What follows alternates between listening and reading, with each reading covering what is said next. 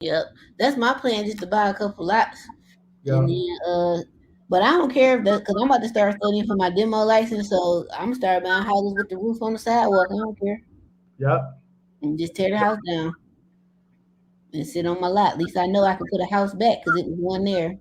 You're gonna make money. You get your demo license though. I know because I be referring so many Man, demo jobs to demo contractors, and I'm like, I'm about to just start studying. So that's my goal over this winter, because the winter be slow for me. Get my demo license, because a lot of my subs know how to tear down houses. They just don't want to go get the license.